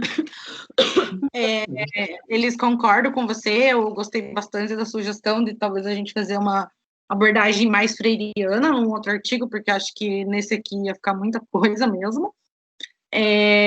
Sobre a uberização do trabalho, eu não li a tese de doutorado do Dr. Renan Calil, mas já vi umas palestras dele, gosto bastante das perspectivas que ele aborda, acho que o que você está defendendo é bem coerente, acho que é uma estratégia interessante para o momento que a gente está, né, já que a jurisprudência não tem entendido o reconhecimento de vínculo empregatício, então a gente precisa pensar também alguma estratégia de forma que esses trabalhadores tenham algum tipo de proteção, né?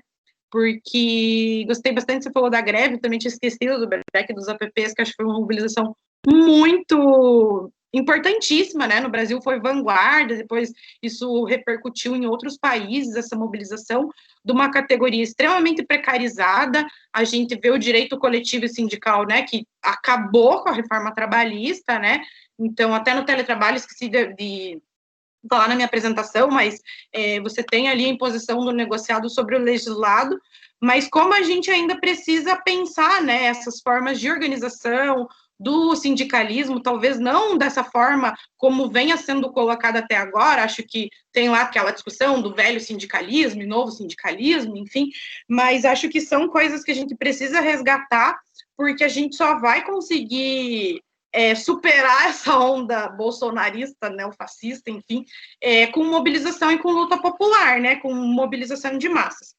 Outra coisa que eu ia falar rapidinho sobre a terceirização, que é um tema super importante, porque foi a terceirização que foi abrindo, digamos assim, ali para passar o resto da boiada, depois com a reforma trabalhista, a reforma da Previdência, e que também é um setor que geralmente, né, acaba afetando setores mais pauperizados, explorados, sobretudo mulheres negras, e que também é um setor que a gente viu no último período também se mobilizando, né, em setores, por exemplo, aqui na própria universidade, na UFPR, as terceirizadas, ou na implementação da empresa brasileira de serviços hospitalares nos hospitais universitários, você teve uma mobilização desses trabalhadores nesse sentido, né, e eu acho que a gente precisa olhar com isso com bastante atenção também, porque a gente precisa defender a auto-organização dos trabalhadores, né, acho que isso é muito importante.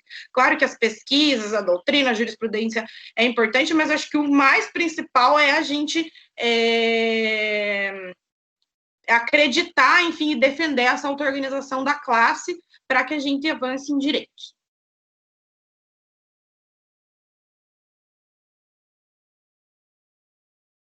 Perfeito, Larissa e Elisa.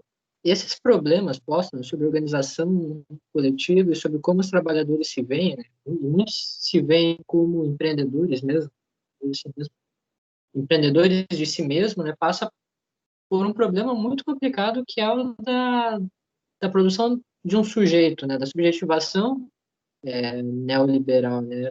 É muito difícil tirar da cabeça das pessoas que elas não fazer com que os trabalhadores não se realizem dentro desse discurso, né?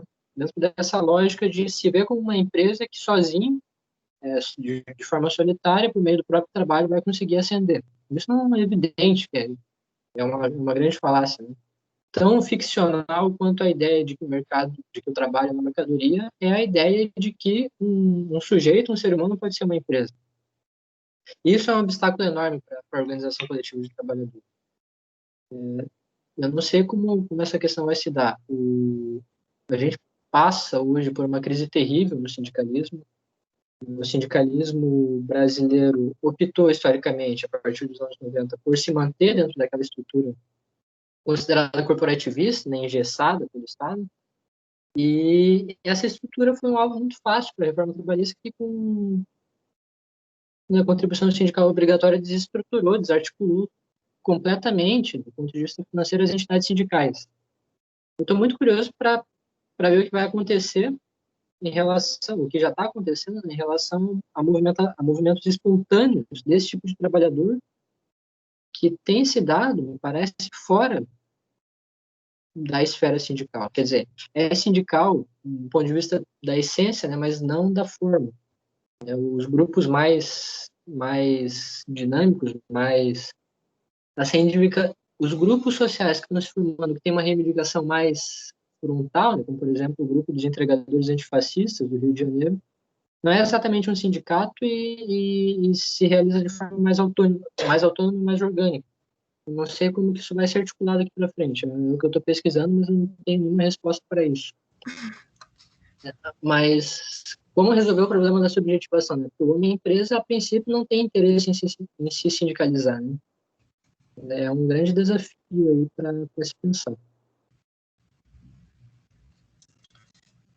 Sobre essa questão da sindicalização dentro do movimento dos entregadores, foi da sindicalização não, da presença de sindicatos, foi um dos motivos também do racha, porque a gente teve duas frentes, né?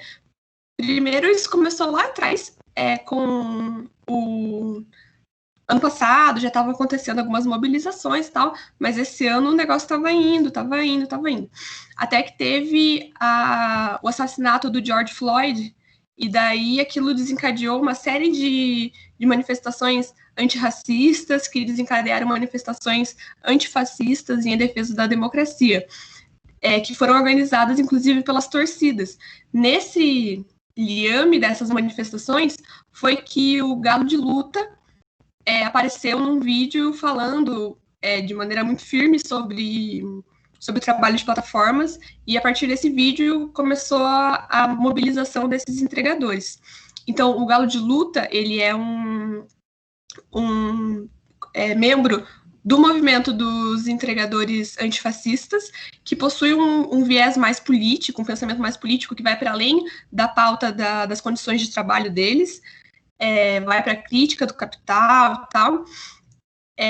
Mas, de outro lado, junto veio o Break dos Apps, ou Treta no Trampo, que são outras duas frentes que acabaram compondo esse movimento das manifestações que aconteceram esse ano, mas que são norteados por pautas mais imediatistas, relativas só à condição de trabalho. Esses outros movimentos, eles eram contra uma... como é que eu vou dizer? Quando se contradiz, é contraditório, mas eles eram contra a politização do movimento que eles estavam fazendo. Eles eram contra o apoio de partidos políticos, eles eram contra a presença de sindicatos, e esse foi o principal motivo do racha, porque na construção, o primeiro ato a gente teve no dia 1º de julho, o segundo ato foi no dia 25 de julho, se não me engano. Na construção do segundo ato, foi que aconteceu essa confusão toda. O segundo ato foi bem menor, porque não teve a presença dos sindicatos, onde teve foi bem reduzida, e isso acabou enfraquecendo muito o movimento. Depois disso, a gente não teve mais grandes mobilizações e paralisações desses trabalhadores, depois do racha. Então, eu acho que isso é muito complicado também. Faz parte todo desse movimento de demonização da política, né? E é péssimo ser político. Então, eu acho que fica aí uma reflexão, porque estava indo tudo muito bem, estavam conseguindo se organizar, deu uma esperança, um respiro, e aí veio essas discussões, também em relação à pauta. O pessoal dos entregadores antifascistas tinha uma preferência por uma aderência ao direito do trabalho, essa perspectiva protetiva, enquanto o pessoal do Treta no Trampo e do Break dos Apps não queria ser CLT, se viam como empreendedores de si mesmo. Então, esses foram alguns elementos do racha que eu acho que são muito sintomáticos, né? Dizem muito sobre o que a gente está passando, sobre como pode se estruturar daqui para frente ou não essa mobilização desses trabalhadores.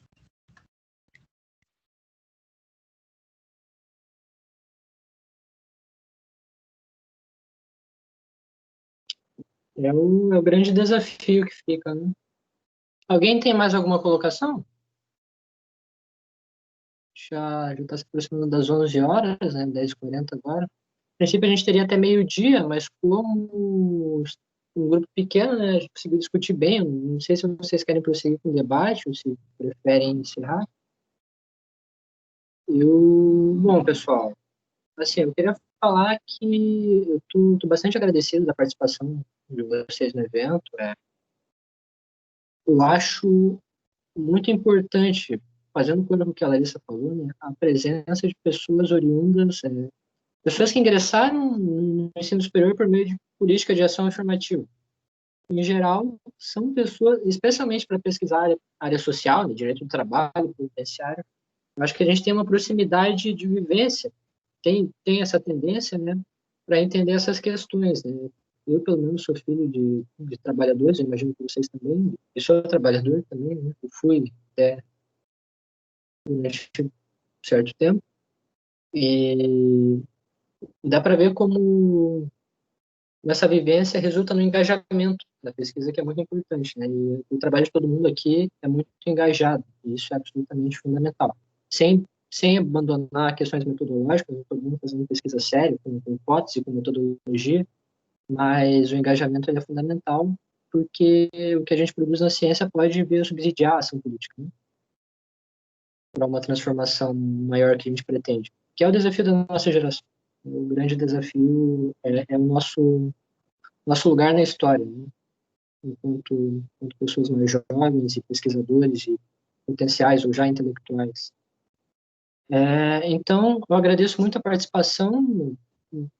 Por mim, estou muito satisfeito, eu aprendi bastante com o trabalho do pessoal. Eu acho que o encontro foi bom para a pesquisa de todo mundo, para mim também, apesar de não ter apresentado para vocês o meu trabalho.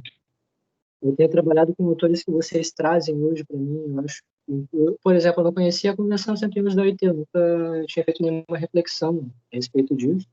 Eu sabia que integrava a Constituição Material e a gente tem. E é importantíssimo, né? Tem uma força normativa absurda e não observada. Então, obrigado, gente. Eu acho que esse GT cumpriu bem a sua função aí. Estou muito feliz de ter participado disso.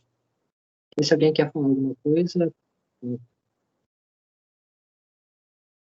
a respeito disso, né, para a gente encerrar na sequência.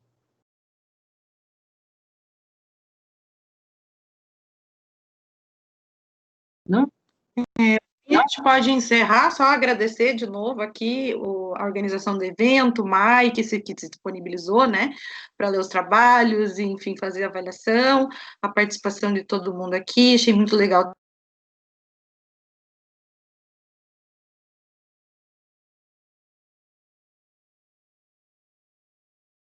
Acho que Também travou, né?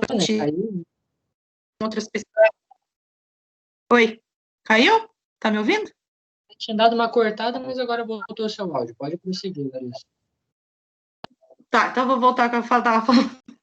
Bom, só para reiterar aqui o agradecimento, tá? A organização do evento, ao Mike que se disponibilizou aqui, está na banca, ler os trabalhos, fazer suas contribuições, a participação de todo mundo. Também gostei muito de ver que a galera de outras universidades está aqui, acho muito importante esses diálogos, acho que isso enriquece muito, né? Eu participei do movimento estudantil, conheci a UEL, e acho que também fazer parte dessas coisas, assim, contribuiu muito para a minha vida pessoal, para a minha formação, assim, acho que isso é muito, muito legal, espero que a gente continue fazendo esses debates aí ao longo do tempo, daqui para frente, é isso. Também queria fazer coro à fala da Larissa e agradecer a organização do evento, que realmente traz traz para uma área de relevância essa questão das ações afirmativas, principalmente num momento que a gente vê realmente um ataque muito grande a esse tipo de política e também das políticas de permanência estudantil, né? Eu acho que é bem importante a gente falar disso e também falar de permanência estudantil, que é o que faz com que essas políticas sejam realmente efetivadas no âmbito da universidade, assim. E fico muito feliz, assim, também faço parte do movimento estudantil, aí, né, fui gestão do centro acadêmico, então acho que a gente tem que participar mesmo desses espaços e colocar, se colocar colocando essa visão mais crítica e se pautar na defesa da universidade, né? Enfim, obrigada, gente. Não falei muito, mas acompanhei o debate, foi muito legal. É muito bom ouvir outras contribuições sobre outros temas. Eu não sou da área do direito do trabalho, mas gostei bastante de discutir esses temas. E, enfim, agradeço. Até mais.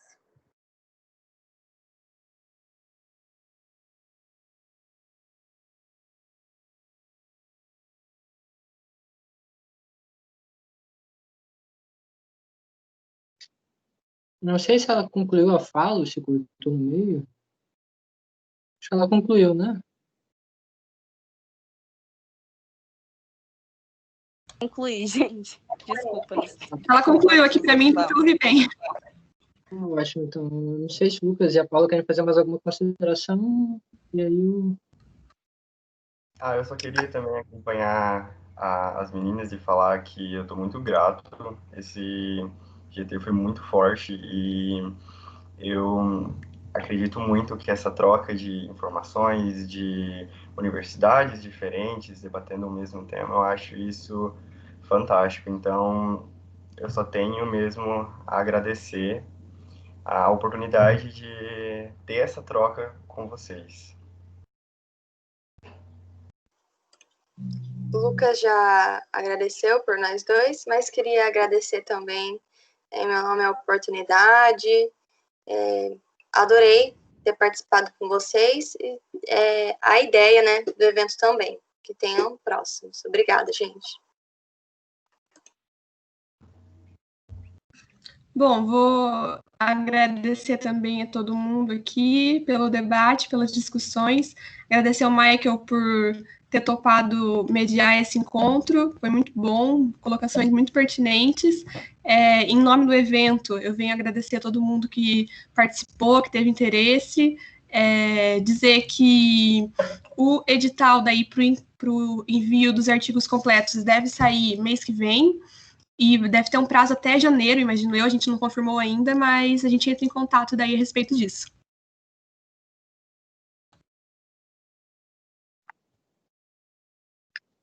Bom, gente, obrigado. Eu acho que a gente pode encerrar, então, né? Eu agradeço de novo. Muito legal. Essa está sendo a minha primeira experiência, uma atividade mais próxima de mediar um grupo, de avaliar pesquisas. Eu estou muito feliz. Eu gostei muito de fazer o que eu estou fazendo. Eu estou redescobrindo, aliás, estou descobrindo uma paixão tardia, assim, na faculdade pela vida acadêmica. Eu vou fazer esse tipo de coisa o resto da minha vida e imagino que vocês estejam contribuindo bastante para isso. Então, obrigado, pessoal. Não sei, a Alice vai encerrar a sala, né? Acho que ela é responsável. Eu posso encerrar, mas vocês podem sair também. Eu só vou encerrar a gravação aqui daí. Maravilha. Muito obrigado, pessoal. Tchau, tchau. A gente se vê por aí em outro dia. Tchau, tchau. Tchau. Tchau.